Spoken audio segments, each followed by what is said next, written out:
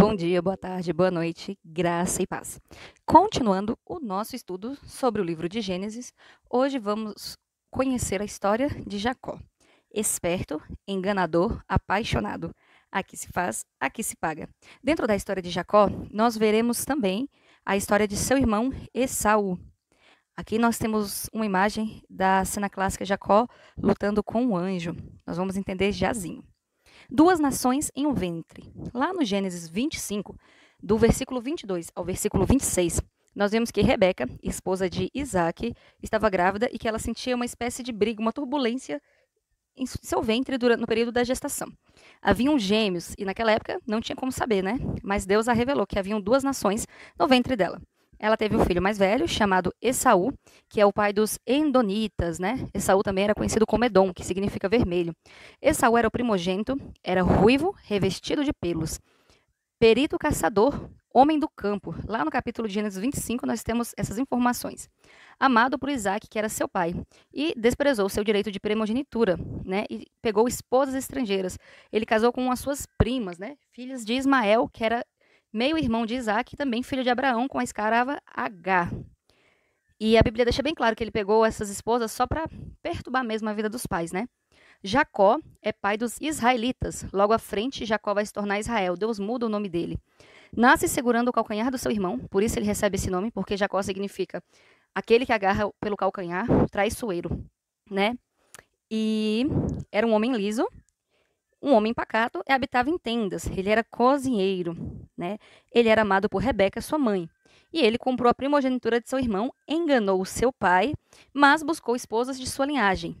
Lá no capítulo de Gênesis 27, nós temos Jacó enganando seu pai Isaac. Ele se passa por seu irmão Esaú e recebe a ajuda de sua mãe Rebeca para isso.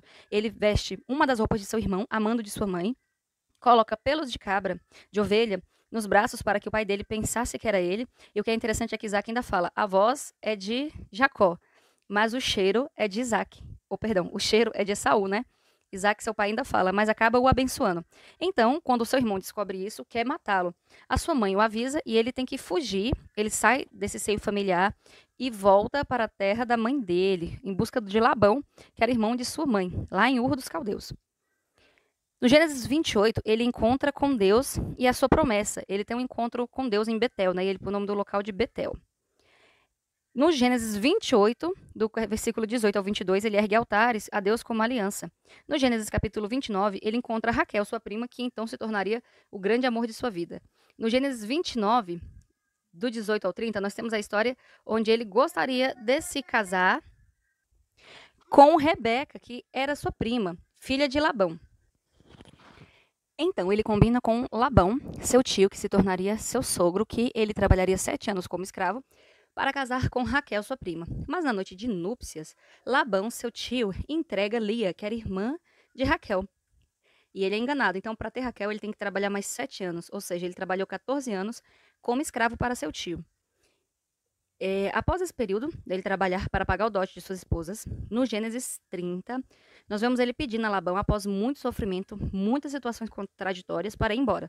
Mas novamente Labão o engana. Mas Deus vê, reconhece e começa a abençoar Jacó. O Labão muda o salário dele por volta de 10 vezes, né? Eles fizeram um combinado. Toda vez que nascer uma cria salpicada, eu ficarei. E aí todas as crias salpicadas, elas aumentavam. Ah, então agora você vai ficar com as lisas. E aí as lisas aumentavam. E dessa forma Labão também enriquece. No Gênesis 31, nós vemos que ele foge, né? Ele sai escondido, mas mesmo assim o seu sogro o encontra, mas não teve outro jeito a não se abençoá-lo. Então ele retorna à terra de seus pais. Né? No Gênesis 32, nós vemos, a Bíblia relata que havia uma escolta angelical levando Jacó, suas 2 esposas e suas 2 concubinas também, as servas de suas esposas que acabaram coabitando com ele e gerando filhos. Ao todo, Jacó teve 12 filhos. No Gênesis 32, nós vemos Jacó com medo de encontrar seu irmão. Então ele envia presentes e divide a caravana em 2 grupos. Ele põe primeiro os filhos das concubinas, depois os filhos de Lia e por último Raquel e seus 2 filhos. No Gênesis 32, nós vemos que Jacó tem um encontro com Deus, onde ele luta com Deus, é até de onde deu origem àquela musiquinha Jacó segurou o anjo e não deixou subir. Após esse encontro com Deus, Deus muda o nome dele para Israel. E ele passa a ser conhecido como o homem que lutou com Deus e prevaleceu. né? No Gênesis 33, ele reencontra seu irmão Esaú e acontece uma reconciliação muito bonita. O irmão, em vez de brigar com ele, né, eles acabam fazendo as pazes. No Gênesis 47, ele é apresentado a Faraó, né? Porque aqui já dentro da história de seu filho José, que é o próximo vídeo que nós veremos nos vídeos futuros, na verdade. E no Gênesis capítulo 49, morre Jacó em sua velhice, abençoando seus filhos e os seus netos, filhos do seu filho José. Então, galerinha, este é um resumo bem básico sobre a vida e a história de Jacó. Se você gostou, não esquece de deixar o seu joinha pra gente, compartilhar esse vídeo com alguém. Graça e paz.